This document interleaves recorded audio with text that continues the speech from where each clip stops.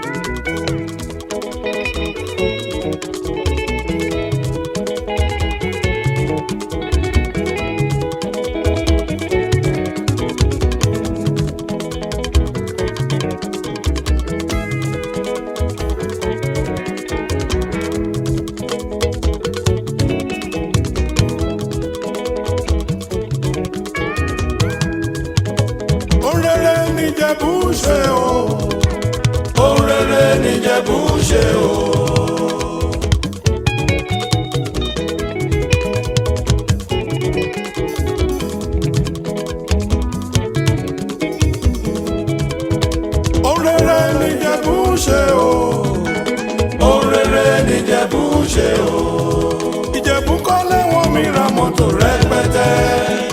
Orere n'Ìjẹ̀bú ṣe o.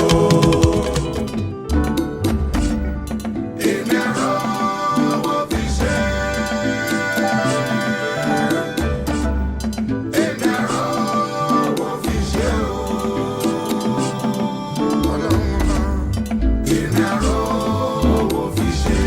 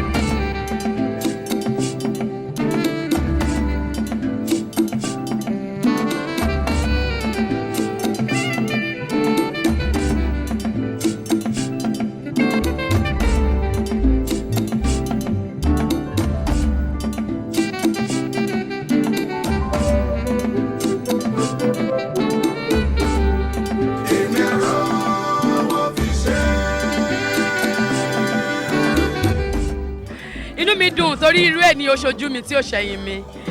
Àdúrà mi fún kábíyèsí ni pé kán pẹ́ lórí ìtàn, kán túbọ̀ pẹ́ fún wa dáadáa, kẹ́mi wọn kó gùn, ká má sunkún lórí wọn, kílùú yìí má dàrú kó má dùn sí kó má tù ú. Láṣẹ Elédùmarè ọkọ mi náà kó jẹ àjẹgbó, àjẹtọ́, kígbálé rẹ̀ kó rójú, àwọlé rẹ̀ kó rójú, kí nǹkan má ṣe gbogbo wa, àtọmọ, àtaya, kí gbogbo wa ká gùn lẹ́mìí. Títorí ìwà àti ìṣe tí olóyè Adesina ní ni bàbá wa Akarigbo tilẹ̀ Rẹ́mọ ṣe ronú wípé ó yẹ kó ń dá ọmọdékùnrin ní ọlá kó lè jẹ́ kóríyá fún. Ìṣesí ẹ̀, ìfòwàsí ẹ̀, bó ṣe ń ṣèlú wọ́n fún ní Ajiroba pé kó lè máa túlù ṣe kí ló máa dùn jù bẹ́ẹ̀ lọ òun ló ṣe. Ìwọ Ṣínà Ajiroba Akarigbo wàá lò pẹ́ o, wàá ṣe pẹ́pẹ́pẹ́pẹ́pẹ́ ń bẹ̀. Bàbá ló dá mi lọ́lá, ó yé mi tẹ́lẹ̀, ọ̀gbẹ́ni òdì ni. Bàbá wa wò nínú ọlá ẹ̀, ó lóun dá mi lọ́lá Ajiroba gẹ́gẹ́ bí ọmọ tó ṣe dáadáa, òun tún fún mi l'Ajiroba mọ́ ọ̀gbẹ́ni òdì yẹn. Bàbá máa pẹ́ o, àdàgbà, àdògbò, wọn ní bẹ́ẹ̀ lómi ṣe wọ́n, ẹni tẹ́ fi mí jóye wọn ní kábàámọ̀ nú ẹ̀.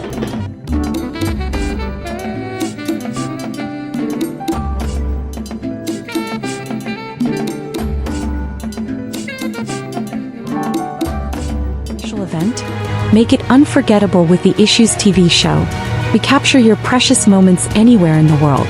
Professional drone shots and top-of-the-line cameras for high-definition memories. Our team preserves every detail with clarity and style. Book now. Email theissuesmag@gmail.com. WhatsApp +2348033610246 +2348037562230 +2348028215552. The Issues TV show. Capture your memories with us.